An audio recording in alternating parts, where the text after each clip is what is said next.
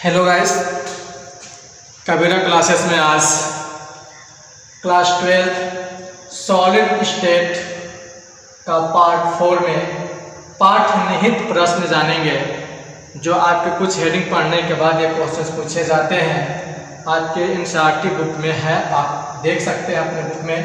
पहला क्वेश्चन है, ठोस कठोर क्यों होते हैं। फिर है, निम्नलिखित को क्रिस्टलीय एवं अक्रिस्टलीय में वर्गीकृत कीजिए। तीसरा क्वेश्चन है, कांच को अतिशीतित द्रव क्यों माना जाता है। चौथा है, ठोस का आयतन निश्चित क्यों होता है। फिर कह रहा है, एक ठोस के अपवर्तनांक जान लीजिएगा, एक भौतिक राशि है जो प्रकाश की चाल से संबंधित है। सभी दिशाओं में समान मान प्रेक्षित होता है। इस ठोस की प्रकृति पर टिप्पणी कीजिए, क्या यह विदलन गुण प्रदर्शित करेगा कि नहीं करेगा। तो ये क्वेश्चन है, आपके देख लीजिएगा, आपके बुक में भी यह पाठ्य निहित प्रश्न है। तो सबसे पहले हम जानेंगे ठोस कठोर क्यों होते हैं। तो हम पहले ही बता चुके हैं आपको कि ठोस के अंदर जो घटक कण होते हैं एक दूसरे से प्रबल अंतरा आणविक बल के द्वारा जुड़े होते हैं, और वह प्रबल अंतरा आणविक बल को ससंजक बल भी कह सकते हैं, कोहेसिव फोर्स। ससंजक बल यानी वे बल जो समान प्रकार के अणुओं में परमाणुओं में पाए जाते हैं, उसे ससंजक बल कहते हैं। तो ससंजक बल के कारण ये प्रबल अंतरा आणविक बल से जुड़े होते हैं। ससंजक बल जो होते हैं वह भिन्न भिन्न अवस्थाओं में यानी भिन्न भिन्न ठोसों में उसकी प्रकृति बदलती जाती है। जैसे आणविक ठोस आ जाए, क्या आ जाए, आणविक ठोस आ जाए, तो आणविक ठोस में जो ससंजक बल है वह दुर्बल वान-डेर वाल बल का कार्य करेगा। यदि घटक कर उसका आयन आ जाए तो वहाँ पर कूलम्बिक फोर्स यानी स्थैतिकी आकर्षण बल काम करेगा। और अगर जो धातु आ गया तो यहाँ पर धात्विक बल यानी इलेक्ट्रॉन की सागरों में धनायन क्या होंगे, डूबे होंगे, यानी ससंजक बल क्या होगा, परिवर्तित होता रहेगा। खैर, तो ये घटक कण जो होते हैं प्रबल अंतरा आणविक बल या आकर्षण बल के द्वारा एक दूसरे के इतने निकट होते हैं कि इन पर ताप या दाब में परिवर्तन किया जाए तब भी इन पर कोई प्रभाव नहीं पड़ता, और अपने मध्य स्थिति में अपने मध्य जो उपस्थित होते हैं उन्हीं के बीच केवल दोलन गति करके रह जाते हैं। इसलिए ठोस क्या होते हैं, कठोर होते हैं। सुन लीजिए, प्रबल अंतरा आणविक बल के कारण ठोस अपने मध्य स्थिति पर ही दोलन गति कर पाते हैं, अपने स्थान को छोड़ के नहीं जाते। ठोस के घटक कर अपना स्थान छोड़ के नहीं जाते, जहाँ है वहीं बीच स्थिति में दोलन गति करके रह जाते हैं। इसलिए ठोस कठोर होते हैं। ठोस क्या होते हैं, कठोर होते हैं। दूसरा क्वेश्चन है, निम्नलिखित को क्रिस्टलीय और अक्रिस्टलीय ठोस में वर्गीकृत कीजिए। तो यहाँ पर सब क्वेश्चन आपका दिया गया है, polyurethane, naphthalene, benzoicum, Teflon, potassium nitrate, और सिल्फेन, पॉलीविनिल क्लोराइड, रेशा कांच, तांबा, ये सारी चीजें हैं। तो इसमें दो चीजें हमें करनी है। पहला है क्रिस्टलीय ठोस, फिर हम आपको दिखा दें क्रिस्टलाइन सॉलिड। तो क्रिस्टलाइन सॉलिड आपको बताया गया था जिसमें घटक कण एक व्यवस्था में एक त्रिविम अवस्था में एक त्रिविम में निश्चित ज्यामिति के साथ व्यवस्थित होते हैं, उसे हम क्रिस्टलाइन सॉलिड कहते हैं, यानी कि जिनकी ज्यामिति निश्चित होती है। तो आइए चेक किया जाए किनकी ज्यामिति निश्चित होगी। तो जब ज्यामिति निश्चित देखा जाएगा तो उसमें सबसे पहले आपका आएगा बेंजोइक एसिड। क्या आएगा, बेंजोइक एसिड। बेंजोइक एसिड का फार्मूला क्या होता है, ये बेंजीन हो गया, COOH। तो यहाँ पर जो कार्बन है, कार्बन पे देखेंगे किस प्रकार का संकरण है। हाइब्रिडाइजेशन आप पढ़े होंगे कक्षा 11 में, उसी हाइब्रिडाइजेशन के आधार पे है। खैर, ये तो ऑर्गेनिक वाला है। तो ऑर्गेनिक केमिस्ट्री में जो हाइब्रिडाइजेशन होती है वह हाइब्रिडाइजेशन सिग्मा बॉन्ड पे निर्भर करती है। सिग्मा बॉन्ड की संख्या अगर जो 3 है तो वहां पर संकरण क्या होगा, sp2। यदि सिग्मा बॉन्ड की संख्या कितनी है, 2 है, तो वहां पर संकरण क्या होगी, sp। और सिग्मा बॉन्ड की संख्या अगर कितनी है, 4, तो क्या होगा, sp3 होगा। sp होगा तो उस कंपाउंड की ज्यामिति लीनियर होगी, रेखीय होगी। 3 सिग्मा बॉन्ड होंगे तो sp2 होगा, तो त्रिकोणीय समतलीय ज्यामिति होगी। 4 सिग्मा बॉन्ड होगा तो sp3 संकरण होगी, तो उस संकरण की ज्यामिति चतुष्फलक यानी टेट्राहेड्रल होगी। तो निश्चित ही यहाँ पर जितने कंपाउंड हैं, यहाँ पर जो कार्बन जुड़े हैं, यहाँ पर ये डबल बॉन्ड दिखाया जाए तो यहाँ सबकी sp2 संकरण पाई जाएगी, यानी 3 सिग्मा बॉन्ड पाया जाएगा। तो स्पष्ट हो गया कि इसकी कुछ न कुछ त्रिविम अवस्था में एक निश्चित ज्यामिति है। तो जब निश्चित ज्यामिति है तो बेंजोइक एसिड क्या कहलाएगी? क्रिस्टलाइन सॉलिड कहलाएगी। उसके बाद से है, फिर चेक कर लीजिए, पोटेशियम नाइट्रेट है। क्या है? Potassium nitrate. पोटेशियम नाइट्रेट की भी कोई ना कोई ज्यामिति पाई जाएगी। फिर आपका कॉपर, ये तो धातु है, धातु तो ऑलरेडी धात्विक ठोस क्रिस्टलीय ठोस के अंतर्गत ही आते हैं, इसलिए ये क्रिस्टलीय ठोस के 3 मिल गए। और जब ये 3 मिल गए तो बाकी शेष आपके क्या है? अक्रिस्टलीय ठोस है। बाकी आपके क्या है? अक्रिस्टलीय ठोस है। बस क्रिस्टलीय ठोस में आपको किसको देखनी है? निश्चित ज्यामिति वाली देखनी है। जो भी आपको क्वेश्चन दिया रहेगा उसमें निश्चित ज्यामिति का संकट देखना होगा। अब जैसे समझिए KNO3 है, आप कहेंगे कैसे? तो नाइट्रोजन की संकरण जो होती है, जो संयोजकता होती है, 3 होती है। अब यहाँ पर हम अगर सिग्मा बॉन्ड देखें तो 1 और ये क्या हो गया? Pi bond. क्या हो गया? पाई बॉन्ड को संकरण में काउंटिंग नहीं करते हैं। अब यहाँ पर आपका ऑक्सीजन 3 है। कितने हैं? 3 है। और यहाँ पर कितना दिख रहा है आपका? 2। तो यदि यहाँ पर 2 ऑक्सीजन जोड़ दें और एक कोऑर्डिनेट बॉन्ड के साथ जोड़ दें तो ऑक्सीजन की वैलेंसी क्या हो जाएगी? पूरी हो जाएगी। तो यहाँ पर हम इस कंपाउंड को देखें तो सिग्मा बॉन्ड कितने आ रहे हैं? 2 आ रहे हैं। एक सिग्मा बॉन्ड यहाँ पर आ रही है, तो कुछ ना कुछ यहाँ पर संकट आएगी। तीनों को ले लिया जाए तो यहाँ पर क्या हो जाएगा? sp2 संकरण होंगे। कितने सिग्मा बॉन्ड हो रहे हैं? 3 सिग्मा बॉन्ड होते क्या होंगे? sp2।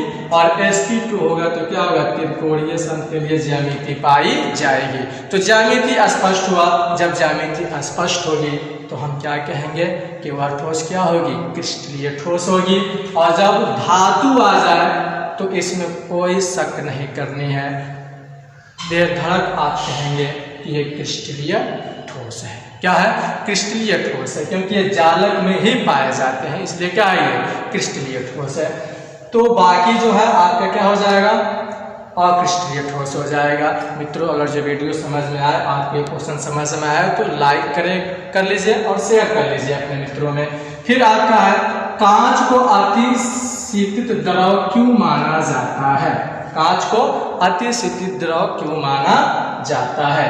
क्योंकि कांच के अंदर जो घटक कण होते हैं उनमें द्रव के समान प्रवाह पाई जाती है, इसलिए कांच को अतिशीतित द्रव कहते हैं। जैसे पुरानी मकान की बिल्डिंगों में जो खिड़की लगे होते हैं, खिड़की में जो कांच लगी होती है, वह कांच ऊपर के तुलना में नीचे की ओर क्या होती है? मोटी हो जाती है। किसके कारण? गुरुत्व के प्रभाव के कारण। इसलिए हम कहेंगे कांच अतिशीतित द्रव है। फिर है, ठोस का आयतन निश्चित क्यों होता है? तो जो फंडा आप यहाँ देखे थे कि प्रबल अंतरा आणविक बल पाई जाती है, वही कॉन्सेप्ट यहाँ पर भी आएगा कि यहाँ पर जो ठोस होंगे इसका आयतन निर्धारित करना है कि क्यों निश्चित होते हैं। तो ठोस के अंदर जो अंतरा आणविक बल है वो प्रबल होते हैं। इस पर ताप लगाया जाए या दाब कुछ भी किया जाए तो ये अंतरा आणविक बल की स्थान में कोई चेंजिंग नहीं होगी, कोई परिवर्तन नहीं। इसलिए ठोस का आयतन क्या होती है? निश्चित होती है। वॉल्यूम इसकी क्या होती है? निश्चित होती है। अब बात आ रही है, एक ठोस के अपवर्तनांक का सभी दिशाओं में समान मान प्रेक्षित होता है। इस ठोस की प्रकृति पर टिप्पणी लिखिए। तो इसके लिए मैं समझा दूं आपको कि अपवर्तनांक एक भौतिक राशि है जो प्रकाश के चाल से संबंधित होती है। यदि हम ठोस का घटक कर लें, ठोस का क्या लें? हम घटक कर लें और इसमें प्रकाश की किरण पुंज को क्या करें? प्रवाहित करें, तो हम देखते हैं कि यदि एक सीधा प्रकाश पुंज ले लिए हम ए और बी, और एक हमने ले लिया सी और डी। इसमें घटक कण की जो स्थिति है भिन्न भिन्न दिशाओं में आ रही है। तो यहाँ पर कह रहा है कि अपवर्तनांक सभी दिशाओं में क्या आएगी, समान, यानी इस तरह की कंडीशन नहीं आएगी। ये कंडीशन आती है केवल क्रिस्टलीय में। किसमें आती है, क्रिस्टलीय, क्योंकि विषम दैशिक होती है। क्रिस्टलीय क्या होती है, विषम दैशिक, यानी उनका जो भौतिक गुण ऊष्मा का चालन, विद्युत का चालन या अपवर्तनांक भिन्न भिन्न दिशाओं में भिन्न भिन्न होती है घटक कणों की स्थिति के आधार पर। तो यहाँ पर जब अपवर्तनांक सभी दिशाओं में समान की बात आए तो सीधे सीधे ये समझ लीजिए कि अक्रिस्टलीय ठोस की बात कही जा रही है। किसकी बात, अक्रिस्टलीय ठोस या आभासी ठोस की। तो हम कहेंगे कि अगर ठोस की अपवर्तनांक सभी दिशाओं में समान प्रदर्शित हो रही है तो वह अक्रिस्टलीय ठोस है।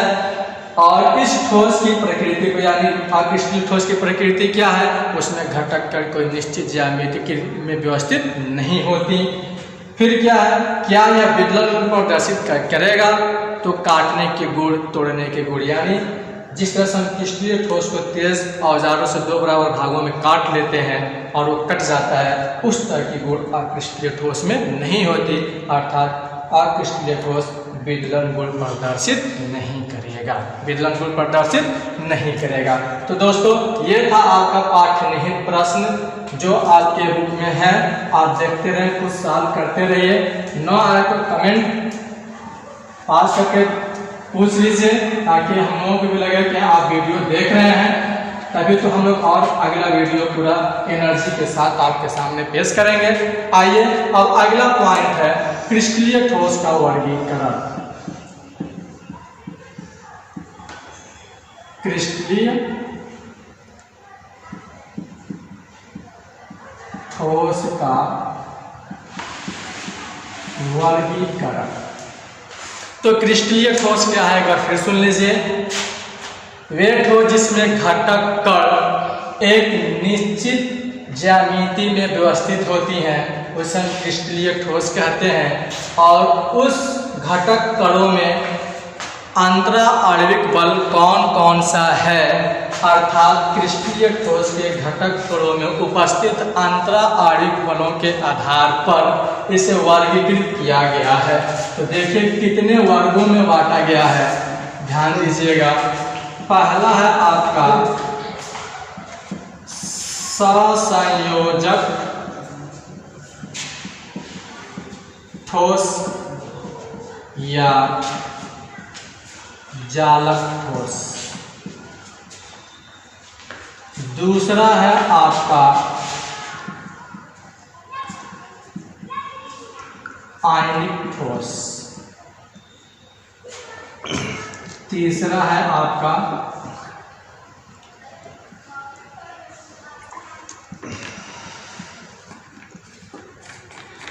आणविक ठोस। और लास्ट है आपका धात्विक ठोस। सहसंयोजक ठोस यानी कोवैलेंट सॉलिड्स या नेटवर्क सॉलिड। कोवैलेंट सॉलिड को और नेटवर्क सॉलिड। और ये आपका क्या होगा, आयनिक सॉलिड। और ये होगा मॉलिक्यूलर सॉलिड। और ये होगा आपका मेटैलिक सॉलिड। तो सबसे पहले हम जानेंगे सहसंयोजक ठोस या जालक ठोस के बारे में। तो वे ठोस जिनमें घटक कण या परमाणु एक दूसरे से सहसंयोजक बंध द्वारा जुड़े होते हैं उसे सहसंयोजक ठोस कहते हैं। और सहसंयोजक बंध के द्वारा जुड़ने के कारण एक विशाल जाल की जैसी रचना का निर्माण करते हैं, इसलिए इसे नेटवर्क सॉलिड यानी नेटवर्क ठोस भी कहते हैं। जैसे में आपका हीरा, जैसे में आपका क्या है, हीरा और ग्रेफाइट। हीरा और ग्रेफाइट। तो हीरा का जो रचना होता है उसमें क्योंकि यह क्रिस्टलीय ठोस है तो घटक कण एक क्रम में व्यवस्थित होंगे।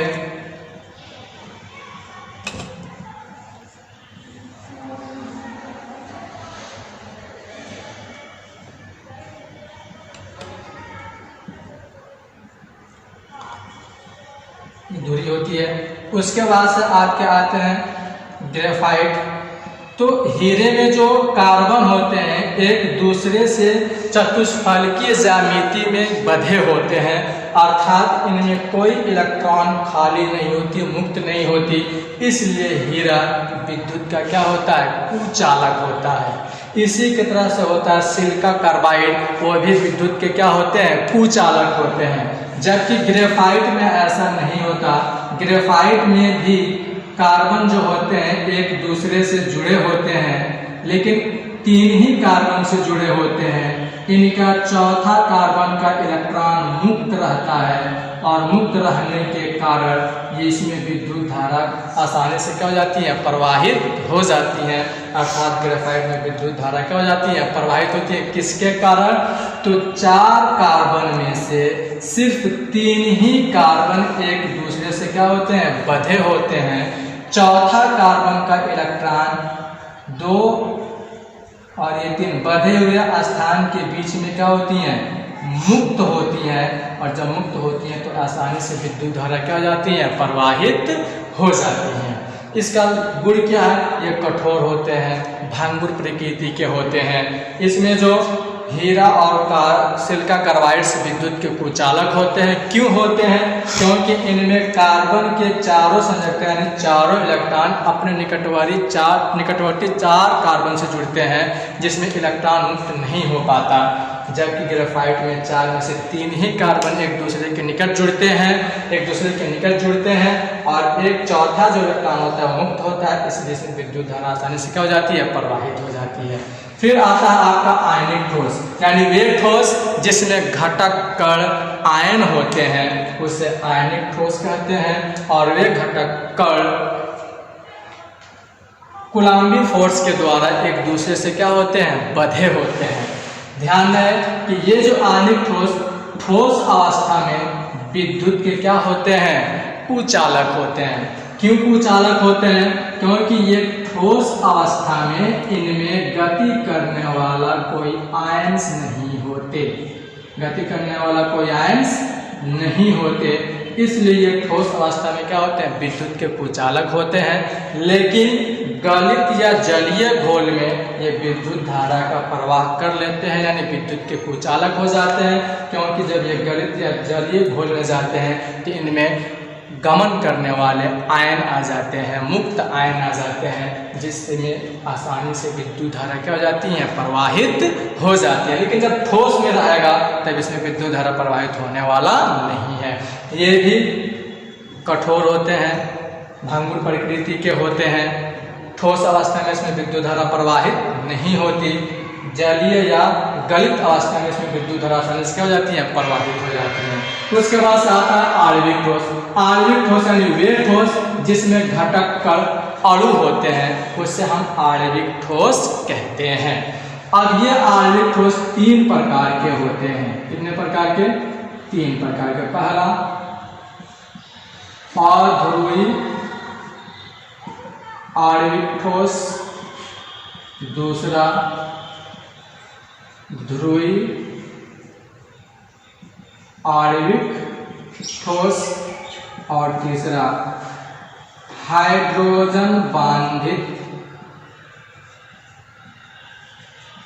आणविक ठोस। अब अध्रुवीय जो आणविक ठोस होते हैं, इसमें जो घटक कण होते हैं वान डर वाल बल्स के द्वारा जुड़े होते हैं, इसलिए इसे अध्रुवीय आणविक ठोस कहते हैं। दुर्बल वान डर वाल बल के द्वारा जुड़ेंगे तो क्या कहलाएंगे, अध्रुवीय आणविक ठोस। जैसे में आपके क्या आ जाएंगे, H2Cl2 I2 argon helium etc। ये कमरे की ताप पर ठोस या द्रव अवस्था में ये मुलायम प्रकृति, ये ऐसे ठोस हैं जो मुलायम होते हैं, भंगुर प्रकृति के होते हैं। इनकी गणना कम होती है, इनकी गणना क्या होती है, कम होती है। उसके बाद आता है ध्रुवीय आणविक ठोस, यानी वे ठोस जिसमें घटक कण ध्रुवीय अन्योन क्रियाओं के द्वारा आपस में क्या होती हैं, बंधी होती हैं, उसे ध्रुवीय आणविक ठोस कहते हैं। जैसे HCl, जैसे क्या हो गया HCl। तो ये जो होते हैं इनकी जो गलनांक होती है, क्वथनांक होती है, अध्रुवीय की तुलना में क्या होती है, अधिक होती है। फिर आता है हाइड्रोजन बॉन्डिंग, यानी वे आणविक ठोस जिसमें घटक कणों के बीच हाइड्रोजन बंध पाए जाते हैं उसे हाइड्रोजन बॉन्डिंग आणविक ठोस कहते हैं। ये इस प्रकार के ठोस कमरे की ताप पर वाष्पशील भी होते हैं, द्रवित अवस्था में भी पाए जाते हैं। आपका ध्रुवीय आणविक ठोस भी कमरे की ताप पर गैस या द्रवित अवस्था में पाई जाती है। उसके बाद आता है धात्विक ठोस। तो धात्विक ठोस में देख लीजिएगा मित्रों कि इसमें इलेक्ट्रॉन की सागर होती है, इलेक्ट्रॉन की सागर, इलेक्ट्रॉन पाए जाएंगे और इलेक्ट्रॉन पाए जो अधिकतम मात्रा होगी उसके बीच में आपके क्या होंगे, धन आयन होंगे। क्या होंगे, धन आयन। तो निश्चित यहाँ पर स्थिर वैद्युत बल कार्य करेगा, अट्रैक्शन फोर्स भी कार्य करेगा। तो धात्विक ठोस का परिभाषा सिंपल है, वे ठोस जिसमें घटक कण धातु होती हैं उसे धात्विक ठोस कहते हैं और इसमें धनायन और ऋणायन के मिलने से बनते हैं। धनायन जो होता है इलेक्ट्रॉन के सागर में क्या होते हैं, ध्रुवीय होते हैं। तो जितने मेटल्स आएंगे सब किसके अंतर्गत आएंगे, धात्विक ठोस के अंतर्गत आएंगे। जितने अणु आएंगे वो आणविक ठोस के अंतर्गत आएंगे। जो आयनिक कंपाउंड आएंगे वो आयनिक ठोस के अंतर्गत आएंगे। जो सहसंयोजक वाले होंगे किस में आएंगे, सहसंयोजक ठोस में आएंगे। तो जितने ऑर्गेनिक कंपाउंड्स हैं उन सब में सहसंयोजक बॉन्ड पाई जाती है, तो किस में आएंगे, सहसंयोजक ठोस में आएंगे। तो ये रहा आपका क्रिस्टलीय ठोस का वर्गीकरण जो सबसे आसान रहा। हेडिंग के आधार पे ही आपका डिफिनेशन है। फिर सुन लीजिए, सहसंयोजक ठोस सबसे ज्यादा कार्बनिक यौगिकों में पाई जाती हैं। तो कार्बनिक यौगिक जो भी आएंगे वो किस में आएंगे, सहसंयोजक ठोस में आएंगे। उसके बाद से इनऑर्गेनिक कंपाउंड जो भी आएंगे वो आयनिक ठोस में आएंगे, जिसको हम लवण के रूप में देखते हैं। आणविक ठोस देख ही रहे हैं, इस तरह के अगर जो कि आपका कंपाउंड दिख जाए पहचान करने के लिए तो क्या होगा, आणविक ठोस। और धातु आप जानते हैं, alkali metals, alkali earth metals, transition metals, inner transition metals, ये सब धात्विक ठोस के अंतर्गत ही आएंगे। ये पहचान करने की ट्रिक होती है कि कैसे पहचान करेंगे। तो सहसंयोजक ठोस कार्बनिक यौगिक वाले जितने सहसंयोजक ठोस, और कार्बनिक जितने आयनिक यानी लवण के जो रूप में आयनिक ठोस, आणविक अवस्था में है तो आणविक ठोस, धात्विक रूप में है तो धात्विक ठोस। मित्रों अगर जो ये वीडियो आपको समझ में आया हो या क्वेश्चन समझ में आई हो तो मैं आपसे एक बार फिर कह रहा हूँ कि इसको लाइक करें, सब्सक्राइब करें और फॉरवर्ड करें। और जितना ही आप लाइक सब्सक्राइब करेंगे हम लोगों की एनर्जी उतना ही बनती जाएगी और अच्छे से और बेहतर से बेहतर वीडियो आपके सामने हम लोग लाते रहेंगे।